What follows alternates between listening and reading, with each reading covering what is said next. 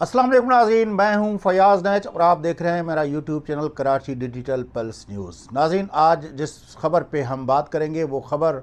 ये है कि पाकिस्तान की एक अहम जमात मुत्तहदा कौम मूवमेंट की राब्ता कमेटी के इजलास की एक वीडियो सामने आई है। वो ऑडियो और वीडियो क्या है? ऑडियो जो है उसमें हमारे गवर्नर साहब जो है वो राब्ता कमेटी को बता रहे हैं जो उनकी मीटिंग हुई है मुस्लिम लीग नून के साथ, और वो जो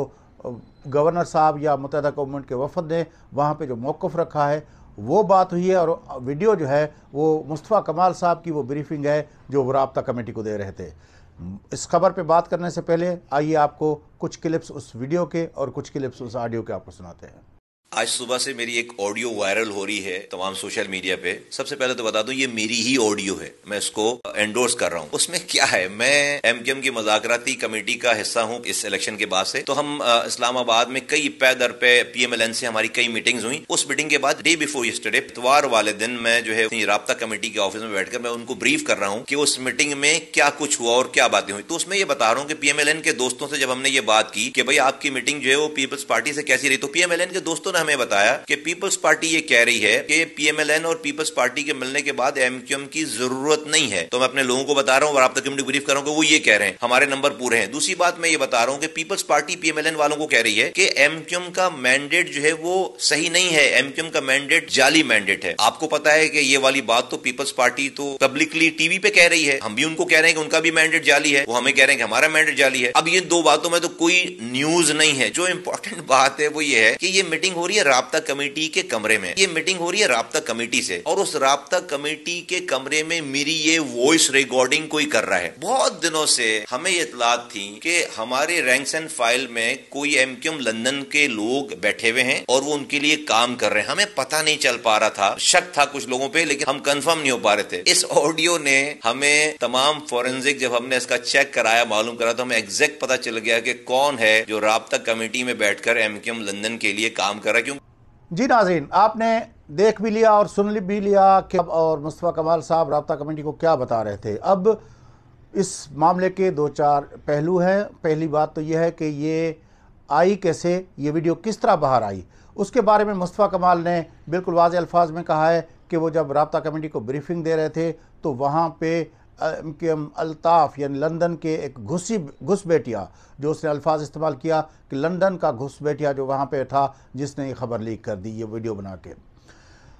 लेकिन खैर, जिस तरह भी वीडियो लीक, ऑडियो लीक होना कोई पाकिस्तान के अंदर कोई इतनी बड़ी बात है नहीं, क्योंकि पाकिस्तान के वज़ीर आज़म से लेकर पता नहीं किन किन की ऑडियो वीडियो लीक्स हमारे सामने आ चुकी है। लेकिन असल मसला ये है कि वो जो ब्रीफिंग दे रहे थे, जो पाकिस्तान मुस्लिम लीग नून ने उनको कहा है, और वो अपने तरफ से नहीं कहा, उन लोगों ने जो बंदूक रखी है वो पाकिस्तान पीपल्स पार्टी के पे कंधे पे रख के उन लोगों ने चलाई है, मुस्लिम लीग नून वालों ने। और मुस्लिम लीग नून ने उनको कहा है कि पीपल्स पार्टी इस बात पे राज़ी नहीं है कि मुत्तहदा कौम मूवमेंट का गवर्नर रखा जाए, और वो इस बात पे भी राज़ी नहीं है कि मुत्तहदा कौम मूवमेंट को बड़ा स्पेस दिया जाए।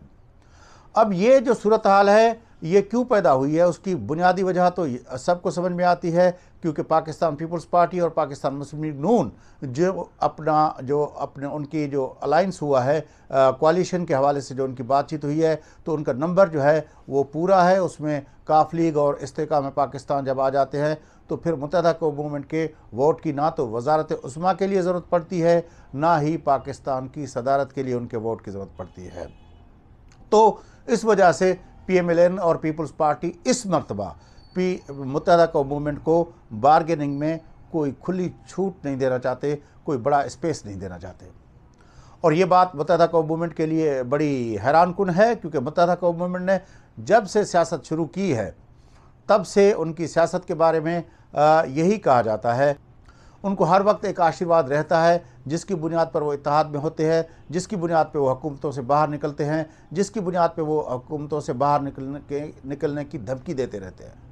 ये मुत्तहदा कौम मूवमेंट की सियासत का एक तरीक़ाकार रहा है। लेकिन अब मुत्तहदा कौम मूवमेंट जहाँ पे खड़ी हुई है वहाँ पे सवाल ये है कि अब उसके पास ऑप्शंस क्या है,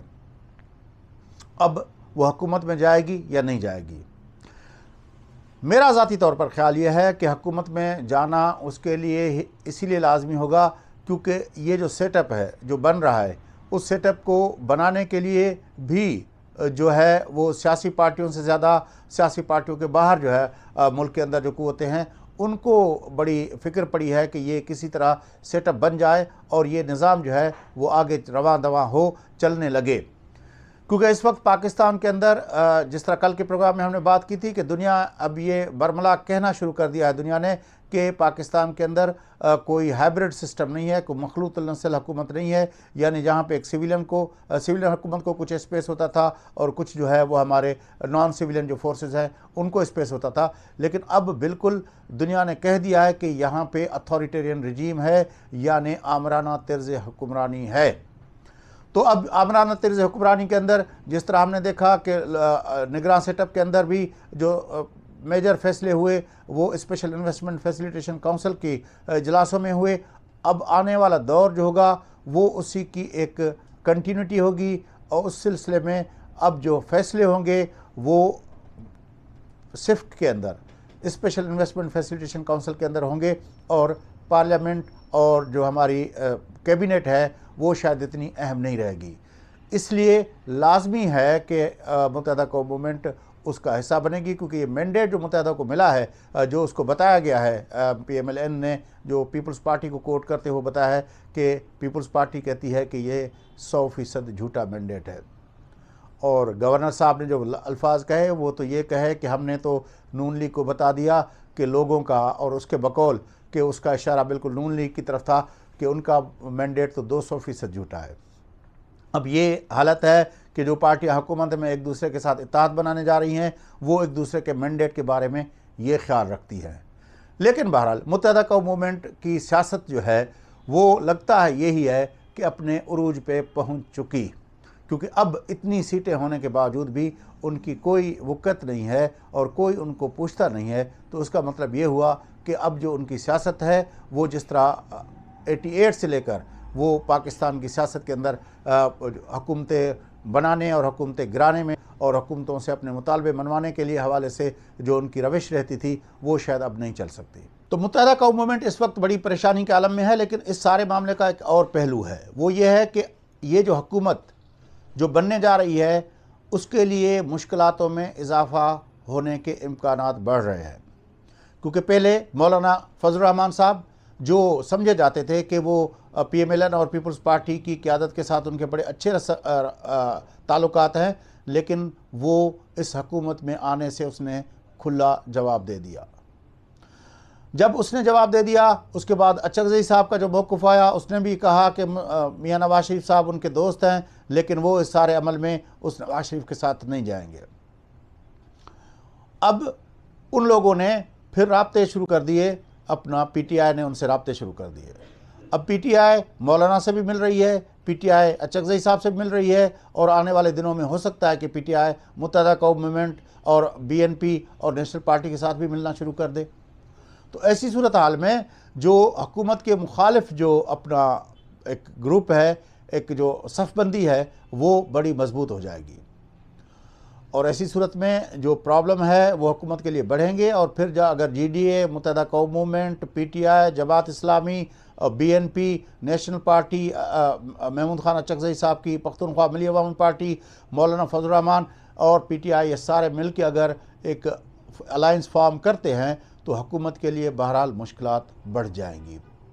اور وہ اسمبلی کے اندر بھی بڑھیں گی اور اسمبلی کے باہر بھی بڑھیں گی۔ یہ جو نئی صف بندی ہو رہی ہے اس کا کیا اثر پڑے گا آنے والی حکومت پہ، اس پہ ابتدائی گفتگو آج ہم نے کی ہے، لیکن آنے والے دنوں میں اس پہ مزید گفتگو کریں گے اور اس کے ڈیفرنٹ جو اسپیکٹس ہیں وہ آپ تک سامنے لائیں گے۔